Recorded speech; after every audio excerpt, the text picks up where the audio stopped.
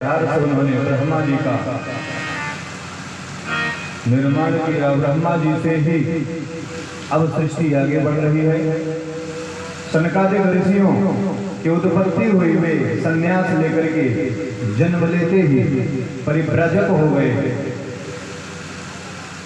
जब उन्होंने अपने पिता की आज्ञा नहीं मानी, क्रोध से रुद्र भगवान की उत्पत्ति हुई।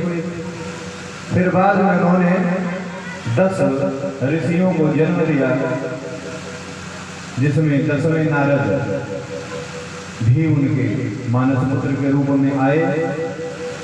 उसके बाद उन्होंने मनु और सतरूपा को अपने वामांग और दक्षिणांग से पैदा किया और उन्हें आज्ञा दी कि आप लोग जो है अब सृष्टि का विस्तार करें। सृष्टि के विस्तार के लिए पृथ्वी ही एक उपयुक्त स्थान थी, जिसका हरण हिरण्याक्ष ने किया। भगवान ब्रह्मा के छींक से उनके नासिका रंध्र से वराह भगवान का अवतार हुआ। उन्होंने हिरण्याक्ष का उद्धार किया और पृथ्वी का भी उद्धार किया और मनु सतरूपा को पुनः आदेश दिया कि अब आप लोग निश्चिंत होकर के इसका विस्तार करें। तो मनु सतरूपा से 2 पुत्र और 3 पुत्रियों का जन्म हुआ, जिसमें पुत्र प्रियव्रत और उत्तानपाद हुए और पुत्रियां आकृति, देवहूति और प्रसूति हुई। तो इस तृतीय स्कंद में उनकी मझली पुत्री का ही वर्णन करते हैं, उनसे किस प्रकार की सृष्टि हुई। कर्दम जी से, ब्रह्मा के ही पुत्र कर्दम जी से मनु ने अपनी मझली पुत्री देवहूति का विवाह किया। शर्त यह थी कि एक संतान के बाद वह भगवान का भजन करने के लिए, समाधि ग्रहण करने के लिए वन को चले जाएंगे। लेकिन संयोग से बारी बारी से 9 पुत्रियां हुई। कथा लंबी है, पहले तो विवाह के बाद ही उनकी समाधि लग जाती है।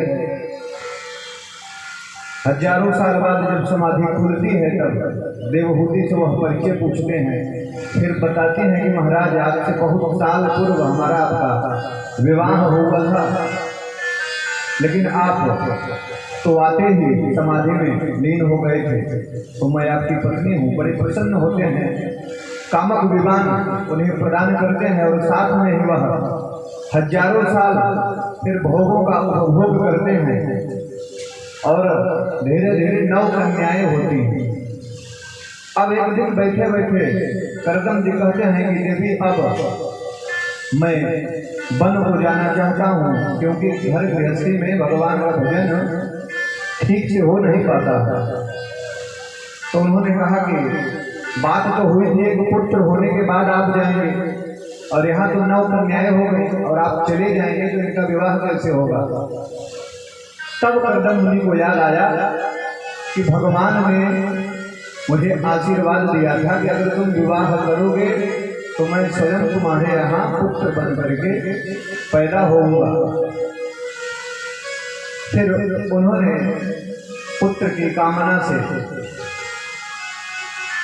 उनके साथ में समय बिताया और धीरे धीरे समय नजदीक आया तो भगवान ही कपिल मुनि के रूप में उनके यहाँ पर पैदा हो जाते हैं। बोले कपिल भगवान की।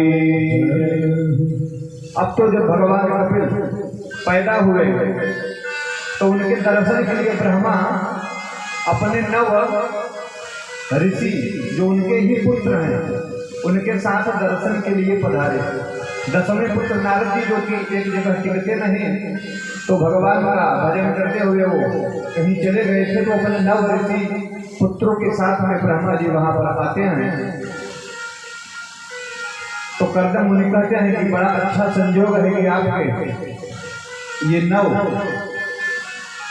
जो पुत्र हैं और हमारे पास 9 पुत्रियां हैं, बड़ा अच्छा संयोग रहेगा। आपको कहीं कन्या नहीं ढूंढनी पड़ेगी और हमें किसी प्रकार का कोई वर नहीं ढूंढना पड़ेगा। कितना अच्छा संयोग है कि आपके पुत्रों से ही मैं अपने पुत्री का विवाह कर दूं, ऐसी मेरी इच्छा है।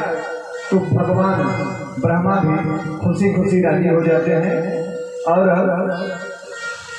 करदम जी जो है अपने 9 पुत्रियों का विवाह ब्रह्मा जी के 9 पुत्रों से कर देते हैं, जिसमें से कला देवी का विवाह मरीच मुनि से, अनुसुईया का विवाह अत्रि से, अरुंधति का विवाह वशिष्ठ से, ख्याति का विवाह भृगु जी से, शांति का विवाह अथर्वण से, क्रिया का विवाह क्रतु से तथा हविर्भु का पुलस्त्य से। इस तरह से उन्होंने अपनी 9 बेटियों का विवाह कर दिया। बेटियां ससुराल चली गई, पिता अपनी जिम्मेदारी से मुक्त हो गए। तो एक दिन उन्होंने देवहूति से कहा कि देवी अब आप हमें रोकने का प्रयास न करें, अब मैं तो चला भजन को। तो उन्होंने दुराग्रह नहीं किया, करदम जी वन को चले गए और धीरे धीरे कपिल मुनि भी युवावस्था को प्राप्त होते गए। उनकी ख्याति चारों तरफ फैलती गई। ऐसी मुनियों के बीच में वह पूजनीय और वंदनीय हो गए। इस तरह से जब उनकी चारों तरफ प्रशंसा होने लगी तो एक दिन देवहूति ने कपिल भगवान से ही कहा कि बेटा तुम्हारे पास तो ज्ञान का वह प्रकाश है जो हमारे हृदय के अंधकार, अज्ञान रूपी अंधकार को दूर करने में समर्थ है। मैं अंदर से बहुत परेशान रहती हूँ। निर्विन्ना नितरा भूमन सदिन्द्रिय दर्शनात् येन संभाव्यमानेन प्रपन्नांगं तमः प्रभु। संसार में जितने सुख मैंने भोगे शायद ही कोई इतना सुख भोगा होगा। सिद्ध करदम मुनि जैसे मुझे पति मिले कितनी सौभाग्य की बात है। उसके बाद भी मुझे 9 पुत्रियां शक्ति के रूप में प्राप्त हुई और जो मेरे दामाद है वह भी अत्रि वशिष्ठ भृगु जैसे।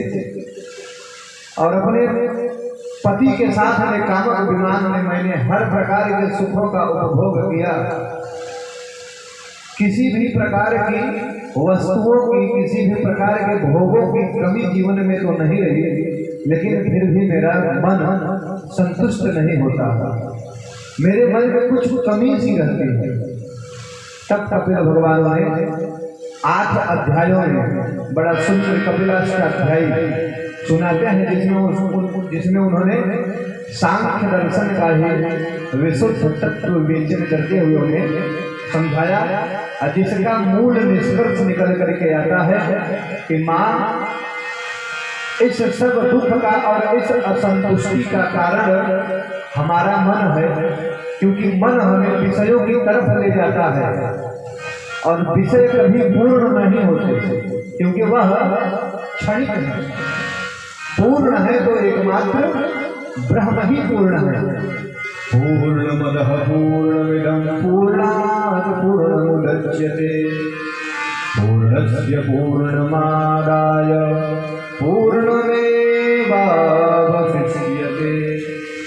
अगर इस संसार में, इस सृष्टि में कोई पूर्ण है तो वह केवल नारायण है। और हम भी अगर पूर्ण होना चाहें, जैसे आपके मन में अभाव है, कमी है, तो आप भी पूर्णता चाहते हैं, तो पूर्णता के लिए किसी पूर्ण के पास जाना पड़ेगा, किसी पूर्ण से आपको जुड़ना पड़ेगा। और दुख का कारण केवल मन है। असंतोष होता है तो केवल मन में होता है। मन मनुष्याणां कारणं बन्धमोक्षयोः। ये मन ही बंधन और मोक्ष का कारण है। इसलिए हमें अपने मन को नियंत्रित करना चाहिए। नियंत्रित कैसे करेंगे? जितासनो जितश्वासो जितसंगो जितेन्द्रियः। जो सूत्र पहले बताया गया सुखदेव जी के द्वारा, उन्हीं सूत्रों का प्रतिपादन यहाँ पर कपिल मुनि सांख्य के माध्यम से करते हैं। प्रकृति, पुरुष, मन, बुद्धि, अहंकार, पंच ज्ञानेन्द्रियां, कर्मेंद्रियां, पंच तन्मात्राएं, इन सब का क्या भूमिका है हमारे जीवन में कि यह प्रकृति पुरुष को प्रभावित करना चाहती है, लेकिन वह पुरुष जो है वह ईश्वर अंश जीव अविनाशी, वह तो ब्रह्म ही है। ब्रह्मविद ब्रह्मैव भवति, जो ईश्वर को जान लेता है, जो ईश्वर के तत्व को पहचान लेता है, वह स्वयं ईश्वर हो जाता है। इसीलिए तो कहते हैं कि कण कण में हमारे सांवले सांवले श्री कृष्ण विराजमान है, वह परम परमेश्वर कण कण में विराजमान है। अगर वह कण कण में विराजमान है तो वह हम सबके अंदर भी तो विराजमान है।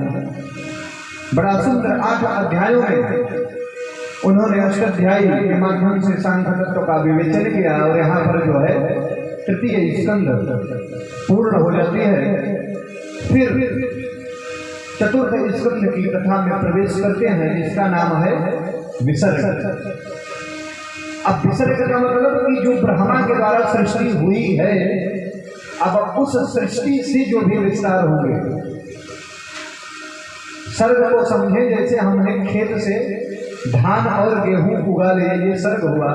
अब उस धान और गेहूं के माध्यम से जो भी हम भोज्य पदार्थ तैयार करते हैं वह विसर्ग है। अब उस सृष्टि के माध्यम से यहाँ पर जो विस्तार होंगे वह विसर्ग के अंतर्गत आएंगे। इस चतुर्थ स्कंध में 4 प्रकरण बताए गए हैं। कौन कौन से? धर्म प्रकरण, अर्थ प्रकरण, काम प्रकरण, मोक्ष प्रकरण।